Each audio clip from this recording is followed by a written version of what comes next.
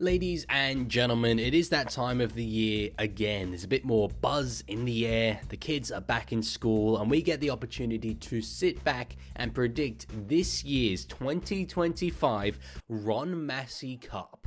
Now, but in all seriousness, the NRL is just around the corner. By the time you're watching this, it could have already started. So it is time for me to absolutely embarrass myself with the worst aging predictions you have seen in your entire life. The concept is simple. We go from the bottom all the way to the top of the ladder. I give my reasons as to why I think everyone's going to finish in their respective positions, and you all get absolutely furious with me in the comment section. Now, obviously, there's 17 teams, so I can't get into too much depth on any of them, otherwise we'd be here until 2026. But if you do want to hear my deeper, unfiltered analysis on your team's prospects for this season, head on over to my brand new second channel, Leaguie Cast. It's going to feature a massive range of content that you won't see here on the main channel, and it's soon going to be available on platforms like Spotify and Apple Music. The first ever video for that channel, the season preview podcast, went live at the same time as this video, so head on over there and have a look. Link in the description.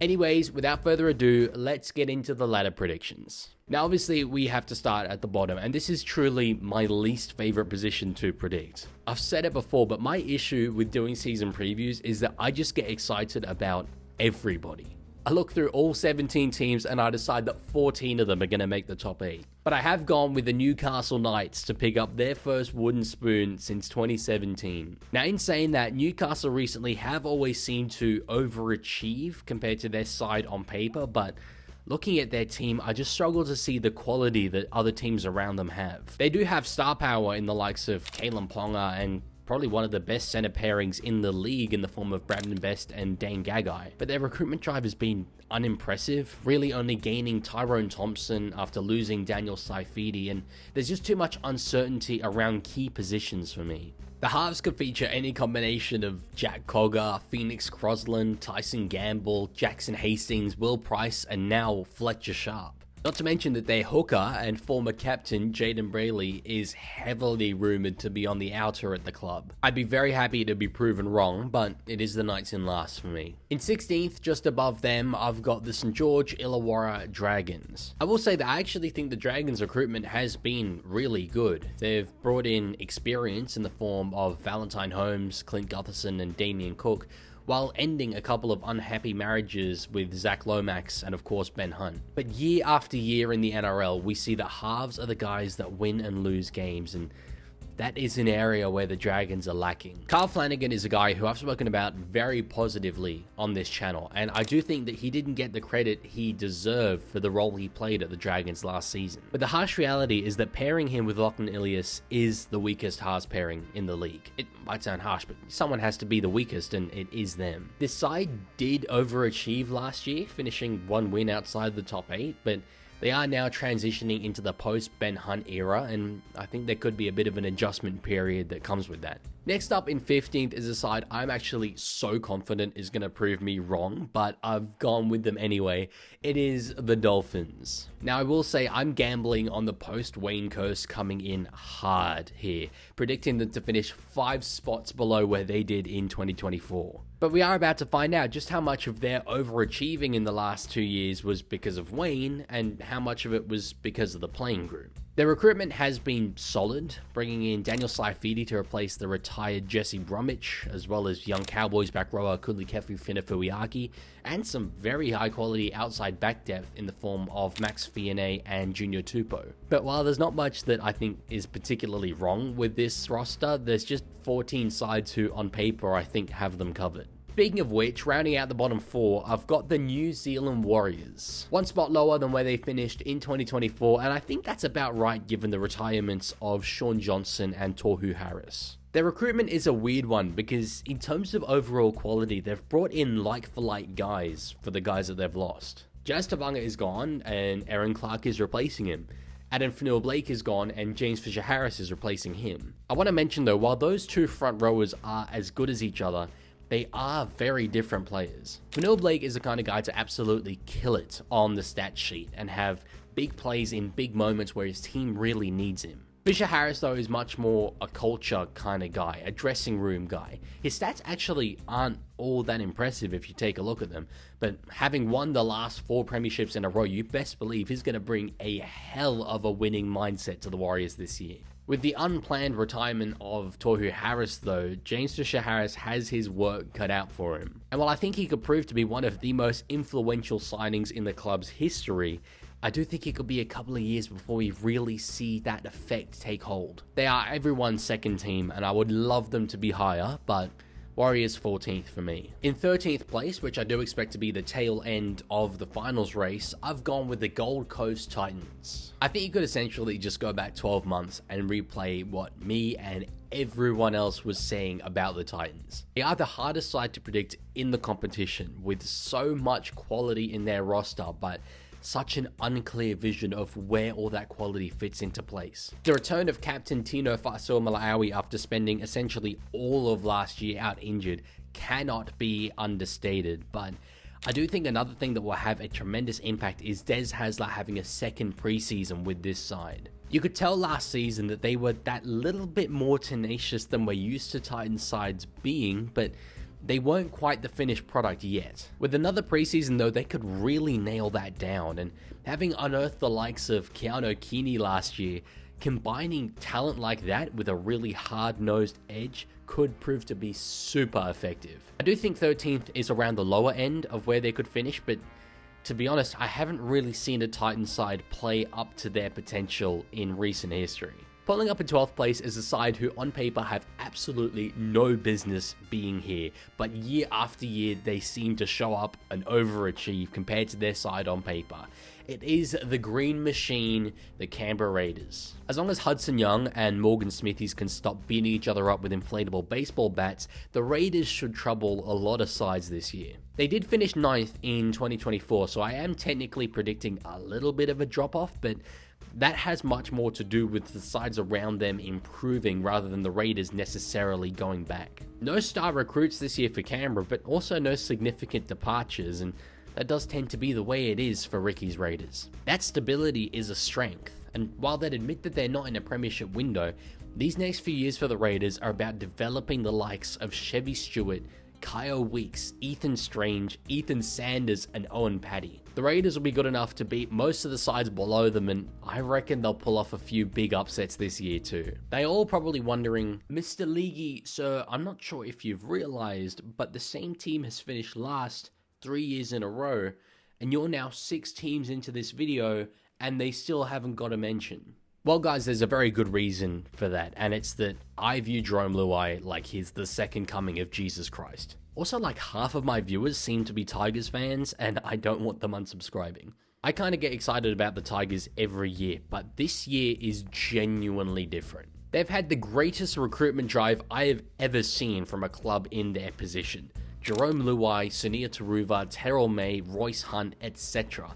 And they've only really let go of players who it wasn't really working out for at the club anyway. Their spine may not be number 1 in the comp, despite what their CEO Shane Richardson would tell you, but it is very, very high quality, and I see a lot of improvement in this year for the Tigers. Now though, we get to introduce some proper big players, and in 10th I've got a side who I originally had finishing much higher, but then their injury curse struck again. I am, of course, talking about the South Sydney Rabbitohs. Souths are coming off a season where they finished second last, albeit having had a horror injury run last year. So players returning to fitness and coach Wayne Bennett returning to the club to steer them back in the right direction, I really thought Souths would bounce back in a big way this year. But then their captain Cameron Murray ruptured his Achilles in training, which has essentially ruled him out for the entire season. Coincidentally, on the exact same day, their most talented player, Latrell Mitchell, picked up a hamstring injury that's going to see him sidelined for at least the first 6 weeks of the competition. The Wayne factor, to me, paired with the quality that they do still have in their side, means that they're not going to be finishing right at the bottom again. But in my opinion, they do have the toughest draw in this year's premiership, so I just can't see finals this year for South Sydney. And following straight on from them, we're moving a few blocks east to find the Sydney Roosters occupying that dreaded 9th position. I was very torn between whether the Roosters or the side that I've got finishing in 8th were going to be the one to make the finals. I've often said that a side with current James Tedesco in it simply will not miss the finals, but the Roosters have some serious rebuilding to do. They had a very good 2024, but let's not forget that in both 2022 and 2023, they were outside of the top 8 2/3 of the way into the year. Late season runs of form papered over the cracks, but they had issues, and that was a vastly better team than the one that they have now. They definitely can make the top 8. It wouldn't shock me at all if the returns of Sam Walker and Brandon Smith do trigger that positive run of form, but they could finish a hell of a lot lower as well. For the Roosters, the premiership window is firmly closed. These next few years are about bringing through the next generation of players, and that won't necessarily translate into wins. And now comes the bit you're all here for, the top 8. If your side hasn't been mentioned yet, congratulations. Either you're making the finals or I forgot your team exists. In 8th, I've got the Cowboys. A bit of a drop-off from their 5th place finish last season, but similarly to Canberra, it has a little bit more to do with the teams around them just getting better. They are losing, though, a significant amount of experience in the squad in the form of Carl Felt, Valentine Holmes, Jake Granville, and Chad Townsend. And as I mentioned earlier, talented young back rower Kulikefu Finefeuiaki has departed to the Dolphins. Not to mention that Leaguie, one of their 2 starting back rowers, has already been ruled out for the entire year, having done his ACL. They have recruited Carl Lawton and John Bateman to fill those gaps, but those aren't signings that get me particularly excited, to be honest. Plus, there's uncertainty around their halfback spot. Young Tom Duffy got the nod in the final trial, but that may have only been because Jake Clifford was unavailable through injury. North Queensland might well have a super clear plan about how to handle all of that internally, but from the outside, that's been a little bit difficult to see, so I've gone with them in 8th. Next up in 7th, I've got my biggest movers on the ladder this year, and it is the Parramatta Eels. Let's face the facts, Brad Arthur did a very good job guiding this team from a very tumultuous time with the salary cap all the way to the 2022 NRL Grand Final. But by that point, he'd become the Eels' longest serving coach ever, and it looked like his message was starting to get stale. Promoting Trent Barrett to caretaker coach did not solve their problems, but now they've gone out and appointed the most exciting rookie coach in the game, Jason Riles. This is a man who has done years of apprenticeship under the great Craig Bellamy, as well as a period under Trent Robinson. Not to mention just the quality that's in this side. Mitchell Moses and Dylan Brown are the second strongest halves pairing in the comp, in my opinion, behind only Hughes and Munster. And while they'll have to shoulder a bit more responsibility having a rookie fullback and no super high quality hooker option, they're 2 players that like the ball in their hands as much as possible anyway. Pair that with recruitments like Zach Lomax and Josh Adokar, and I reckon Parramatta shoot up the ladder this year. In 6th, I've actually got the side who finished 6th last season. They'll be hoping to aim higher, but I've gone with the Bulldogs. Now, a slight disclaimer here, it seems like kind of every season recently we've seen 1 or 2 teams unexpectedly shoot into the top 8, but then fail to back it up the season after for whatever reason. We saw it with the Warriors last season and both the Cowboys and the Eels the year before. Each of those teams had their own individual circumstances, but you can't argue with the stats. I had a strong feeling that that was going to happen to the Bulldogs this year, and so I originally had them finishing much lower. But that was until a car ride with Bulldogs superfan and live streamer Hectic Fred. The things Fred said to me about the culture shifts within the club and the standards that they've set for themselves this year compared to last year really made me question my prediction. For them to finish top 4, given the quality that other teams have, is a big ask, but it is an achievable goal. Honestly, by predicting them to finish in the same spot, I'm essentially just hedging my bets that whether they improve or fall down the ladder, I won't be too far off. But Doggies fans, you owe this predicted final spot to the great Hectic Fred. One spot above them in 5th, we've got another very big mover, and it is the Brisbane Broncos. Brisbane ultimately finished 12th last season in what was a bitterly disappointing year for the team who had 9 fingers on the 2023 premiership. That poor season caused the sacking of Kevin Walters and now the recruitment of premiership winning and origin winning coach Michael Maguire. Having recruited Ben Hunt, I do think the Broncos on paper have the side to make top 4, but I do think there's going to be a little bit of an adjustment period while they transition from the notoriously laid-back style that Kevin Walters had to the more drill sergeant mentality that Michael Maguire is set to bring. I do think that mentality will get the best out of this talented Brisbane side eventually though, and they will cause a lot of trouble in the finals this year. They've got the side to do it, and as long as they don't get too distracted by the noise surrounding Ezra Mam, there's no real reason why they can't. And now finally, the top 4. Now most people have their top 3 pretty locked in, but it's that 4th spot that is subject to so much debate. The more observant of you probably would have been able to tell by now who I've got in 4th, and it is the Manly Sea Eagles. Manly did very well last year to unearth a heap of squad depth and build a very solid halves combination between Daly Cherry Evans and Luke Brooks. They only managed to finish 7th, but did progress to week 2 of the finals, even with a clearly injured Tom Trbojevic. Now I do think that 4th is the upper ceiling of where Manly could finish, but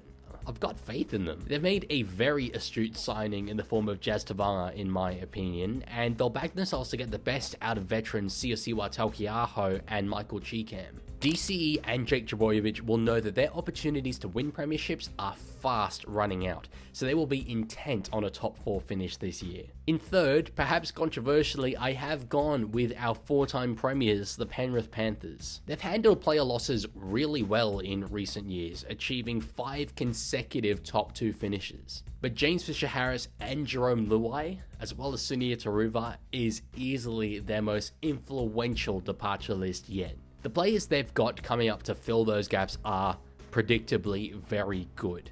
Lindsay Smith is already a Kangaroos representative coming to the front row, and Casey McLean coming onto the wing scored 4 tries on debut for the Kiwis last year. The 5/8 jersey is a bit more up in the air. Everyone expected it to be Blaze Talangi, but the Panthers have named Jack Cole for Vegas. Nonetheless though, whoever they pick in that jersey will inevitably thrive. Don't get me wrong, they are absolutely still a premiership threat. They will be for as long as they've got Nathan Cleary, but I do think that they won't have that consistency that's been such a hallmark of their performances in recent years. And I think that there's another side who, in contrast, will find consistency where they probably didn't have it before. And that side is the Cronulla Sharks, who I've got in 2nd.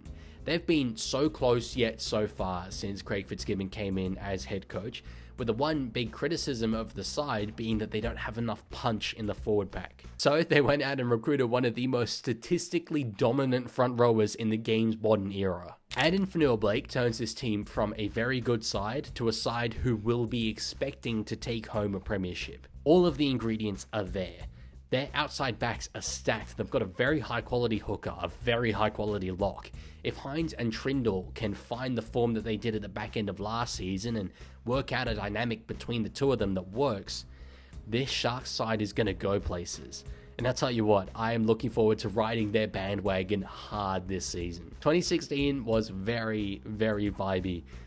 Let's roll it back. But of course, I have predicted them to miss out on the minor premiership, and the side who I think will get it for the 2nd year in a row is the Melbourne Storm. The best halves pairing in the comp, the best spine in the comp, probably the best back row pairing in the comp, and the best winger pairing in the comp. They're my pick to win the minor premiership, and they're my pick to take home the major one too in October. The only real notable loss comes in the form of Christian Welch retiring, but 24-year-old Stefano Uta-Ikamanu comes in from the West Tigers and is an absolutely terrifying prospect when you think about what he'll be able to achieve in that Melbourne system. This side just doesn't have a weakness. And if you look on paper and think that it does, you had best believe that Craig Bellamy has already got it covered with some random breakout like Nick Meaney turning into prime Greg Inglis or Josh King channeling his inner Arthur Beetson. The Storm are inevitable. So this is what I've got for my ladder prediction from 1st all the way down to 17th. Can I just say as well, this wasn't in any way intentional, but I think I might have just cooked up the tastiest finals week 1 in history. Storm versus Sea Eagles, reigniting that mid-2000s rivalry. The Sharks hosting the side that knocked them out in the finals last year. Then you've got the rematch of the 2015 grand final between the Broncos and the Cowboys exactly 10 years on from that famous day. And of course, one of Sydney's biggest rivalries between the Bulldogs and the Eels to close out the week. NRL fans, you best hope I'm right. Now it's over to you to absolutely cook me in the comments section. And remember, if you do want a more detailed analysis of your team heading into this season, head on over to Leaguie and give that a watch. Link in the description. Thanks for watching, and I'll see you later.